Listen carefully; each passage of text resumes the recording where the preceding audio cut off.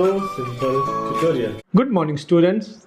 Welcome to SST So Simple tutorial. This is Vijay Singh, your social science teacher for grade 10. Today we will be doing one short revision of the lesson Sectors of the Indian Economy. I hope you have already read and understood the lesson and are ready for the revision. So let us begin. In the very first page, there are some pictures where you find people engaged in various economic activities. You can see laborers working in a brick kiln, a woman selling garments, a courier wala delivering some packet, a coolie carrying a bag, and cotton being handpicked by women. The idea is to show you that some of these activities are producing goods while others are giving services. So how to understand these activities? To understand these activities better, we group them or say classify them using some important criteria.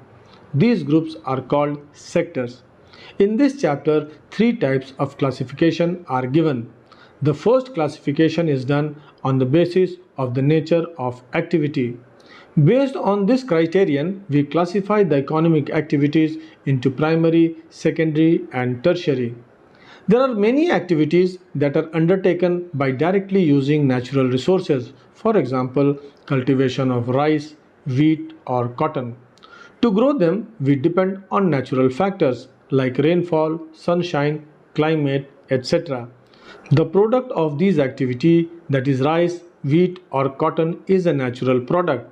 There are other activities like dairy. How do we get milk? We depend on the biological process of animals. The product milk is also a natural product. Similarly, ores and minerals are also natural products. So, when we produce a good by exploiting the natural resources, it is an activity of the primary sector. Okay. Now, secondary sector. Secondary sector covers all such activities in which natural products are changed into other forms through ways of manufacturing. For example, using cotton fiber from the plant, we spin yarn and weave clothes. Using sugarcane, we make gur or sugar. The product here is not produced by nature, but it is being made. Some process of manufacturing takes place here. Okay. The third one, the tertiary sector, is different from the two discussed now. It covers those activities that help in the development of the primary and secondary sectors. These activities by themselves do not produce a good, but they are an aid or support for the production process. For example, how does the goods that are produced in the primary and secondary sector reach the market? Who carries them? Trucks or trains carry them to their destination. So transport is an activity included in this sector. We need banks to borrow money to help in the production and trade. So banking is also an activity of the tertiary sector. Since these activities generally provide services rather than produce goods, they are also called the service sector. Services provided by the teachers, doctors, lawyers, washermen, barbers, etc. are also included in this sector. In recent times, certain new services based on IT like ATM booth, internet cafe, Zomato, Swiggy, Ola, Uber, etc. are all included in the tertiary sector. I hope this part is clear. Now, dear students, though economic activities are grouped into three different sectors, yet they are interdependent. As a result of this only, the economy as a whole functions properly and efficiently. So prepare a good answer before this question gives you a surprise in the board exam. Sometimes you may be asked, how is this classification into primary, secondary and tertiary useful? What is its utility? See, unless you classify them, how would you find out the number of people engaged in different sectors? How would you find out the share of each sector in the GDP of the country? How would you find out which sector is growing and which one is lagging? And very important, how would you plan your future strategies for economic development? So this classification is useful. Let us now move to the next topic, comparing the three sectors. Dear students, the activities in the three sectors produce a large number of goods and services. So the next question that we face is, how do we count the various goods and services and know the total production in each sector? See, counting n number of different types of goods and services is not possible. So the economists suggest that the values of goods and services be added rather than adding up their actual numbers. The only precaution that is taken while counting is that only final goods and services are included, ignoring all intermediate goods. I am not going into final and intermediate goods. This is revision. I suppose you know these terms. Why counting the value of final goods and services only? To avoid double counting or say multiple counting. Okay. So students, this way we get the value of final goods or services produced in each sector during a particular year. That is what we call production of that sector in that year. If we add the production of all the three sectors, primary, secondary and tertiary, we get what is called gross domestic product, GDP. So how do we define GDP? GDP is the value of all final goods and services produced within a country during a particular year. GDP shows how big the economy is. So if I say India is the fifth largest economy in the world, if I say with a GDP of more than $20 trillion, USA is the world's largest economy, I hope you understand the meaning. Let us now come to a small subtopic, historical change in sectors. Dear students, the history of developed countries tells us that with economic development, a shift takes place in relative importance of different sectors in respect to both the generation of income and generation of employment. In the initial stages of development, all the workforce gets engaged in cultivation and other primary activities. Thus, the primary sector becomes the most dominant sector in generation of both income and employment. As the methods of farming changed and the agriculture sector began to prosper, it produced more food than before. Many people now shifted to other activities such as trading, transport, administration, etc. However, at this stage, most of the goods produced were natural products from the primary sector, and most of the people were employed in this sector only, which is the primary sector. In the next stage, the secondary sector emerged as the most important sector for production as well as employment. New methods of manufacturing were introduced. Factories came up and started expanding. Those people who had earlier worked on farms now began to work in factories in large numbers. People began to use many more goods that were produced in factories at cheap rates. That means a shift took place gradually and the secondary sector became the most important in the total production and employment. Finally, in an advanced industrial economy, there was a rapid shift towards the service sector. During this phase, the tertiary sector overtook the primary as well as the secondary sector in terms of total production and employment. In other words, the evolution of an economy follows three stages of transformation. First, it is an agricultural economy. Then it changes from agricultural economy to industrial economy, and then from industrial economy to commercial economy. This is the general pattern observed in developed countries. But in case of India, do you see a similar pattern? Yes or no? What kind of changes between sectors were desired but did not happen in India? I am leaving this question for you to answer. Let us now revise the total production and employment in the three sectors of our country. You have already gone through and understood these graphs. Graph 1 is GDP by primary, secondary and tertiary sectors. Graph 2 is the share of sectors in GDP in percentage. Graph 3 is the share of sectors in employment, again in percentage. So basically, the focus is on GDP and employment. Why? Because the information about the share of each sector of the economy in the growth of employment and GDP is helpful for future planning purposes. Increase in employment is the key to development in an economy. High employment contributes to the growth of GDP and decrease in the level of poverty. India has a huge population which can be utilized for productive purposes only when there is enough growth of employment and GDP in the economy. Okay, let us now read the graph and answer a few questions. Graph 1. Which was the largest producing sector in 1973-74? You can answer the question by looking at the height of the towers. It is the primary sector. Which was the largest producing sector in 2013-14? Tertiary sector. Which sector has grown the most over the past 30 years? Tertiary sector. Now look at graph 2. What was the share of the primary sector in the GDP in 1973-74? Primary sector about 40%. Which sector has the highest share in the year 2013-14? Tertiary sector. Which sector has the lowest share in the year 2013-14? Primary sector. Okay, look at graph 3 now.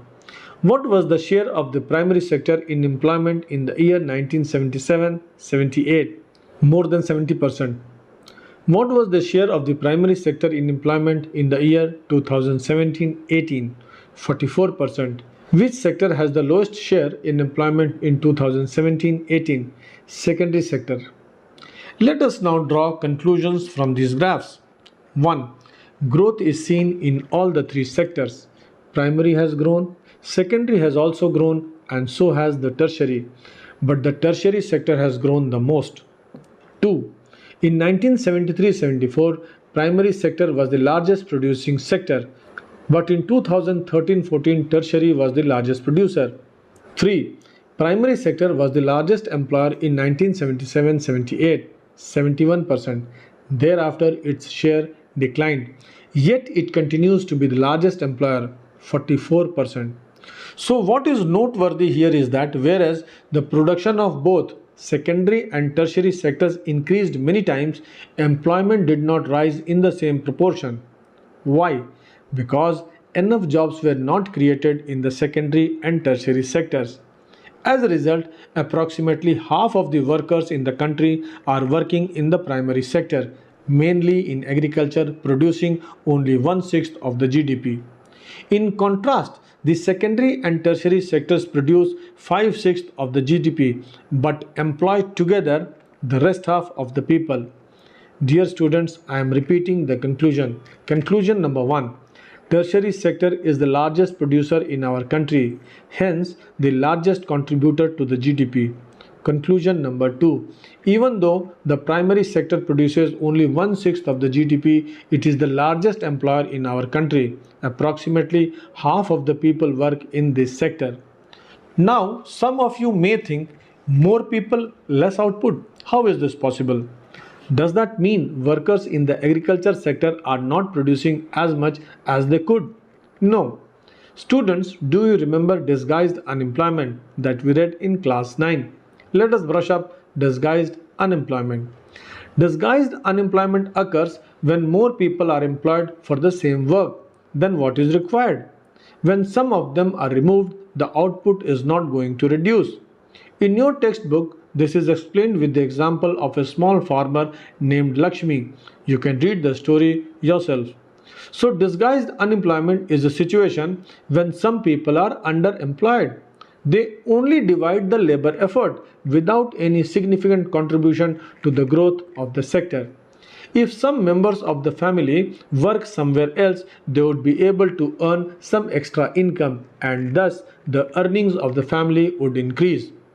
Just think, there are lakhs of farmers like Lakshmi in India. If we remove a lot of people from the agriculture sector and provide them with work elsewhere, agricultural production will not suffer. Instead, the incomes of the people who take up other works would increase the total income of the family.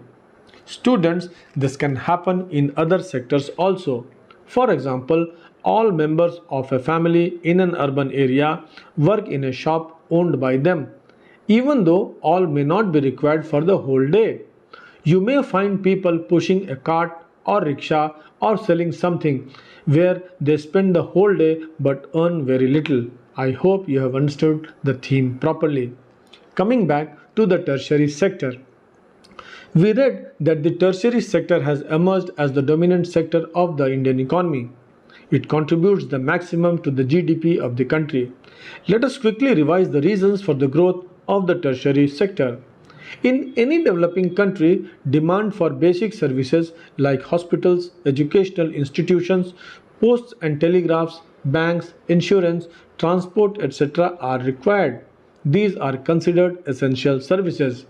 In a developing country, the government has to take up the responsibility to provide these things. So naturally, the tertiary sector becomes important. Second, the development of agriculture and industry also leads to the development of services like transport, trade, storage, etc. Greater the development of the primary and the secondary sectors, more would be the demand for such services. Say, with larger output of wheat, demand for trade and transportation will increase. With the setting up of a new steel plant, demand for all types of services will increase. With the increase in agricultural production, say potato or onion, more cold storage will be needed. Understood? Third, as the income levels rise, certain sections of people start demanding many more services. You must have observed among your friends that during summer vacations of your schools, many families, rather than visiting their relatives, plan to go to some hill station well in advance. Your frequency of visiting KFCs, Pizza Hut, and McDonald's has increased. So is the case of shopping in malls. People are affording to send their children to private schools, affording medical treatment in private hospitals, which was not the case before. What is the main reason behind this? This is so because the income of certain sections of people have gone up. Fourth, many new services have emerged with the development of IT. For example, new TV channels, internets, online shopping, Zomato, Ola, Uber, etc. All these services are rising rapidly, especially in cities. So, these are a few points to explain why the tertiary sector has become so important. However, we must keep in mind that the entire tertiary sector has not grown. Only the highly educated and skilled professionals are able to get employment. Others engage themselves in petty, low paid jobs, for example, small shopkeepers, repair person, transport persons, etc. Let us now move to the next topic, how to create more employment. Unemployment is a very serious issue, not only in India but the whole world. There are hundreds and thousands of people who do not have employment.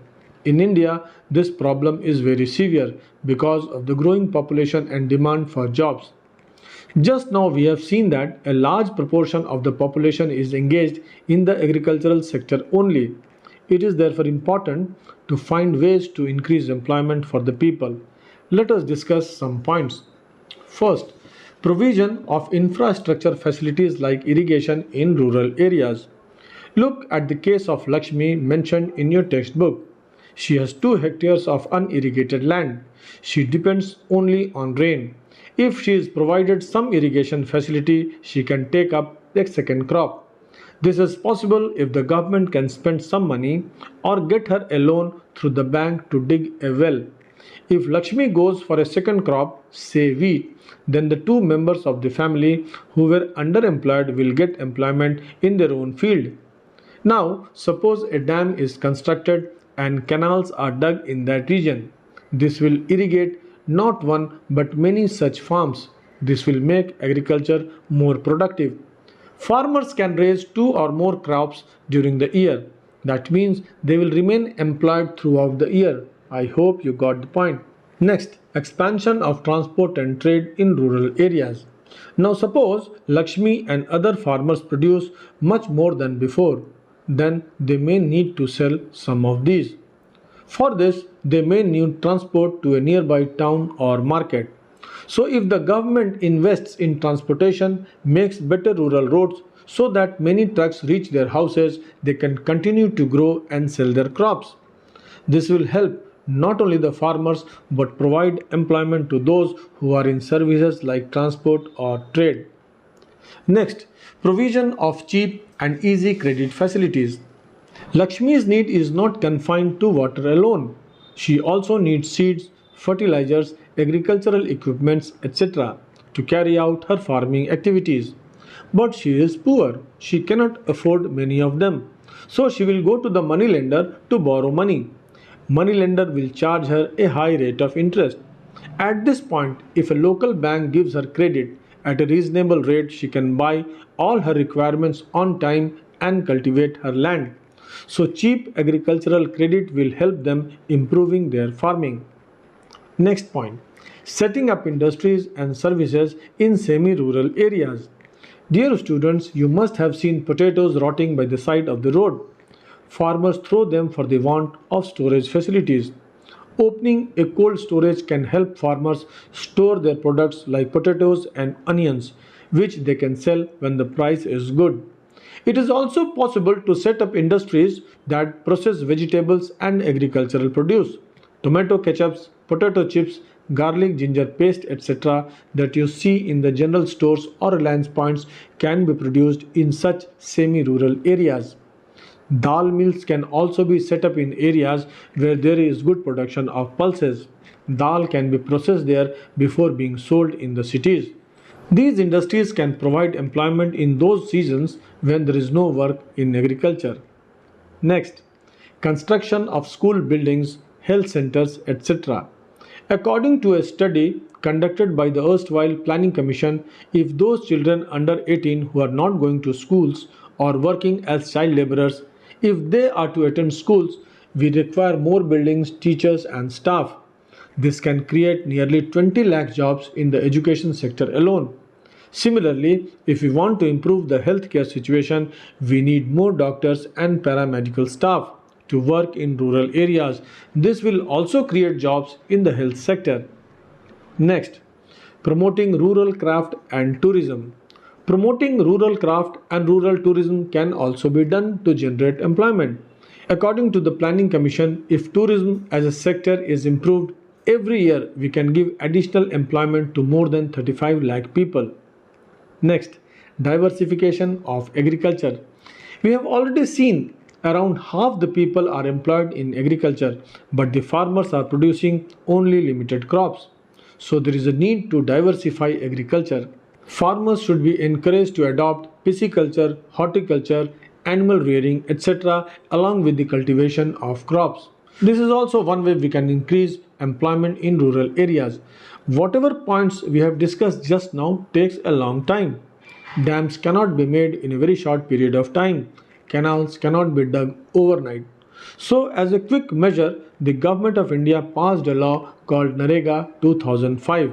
Nowadays, it is called MG Narega. The objective of Narega 2005 is to provide 100 days of guaranteed employment to those people in rural area who can work and need work.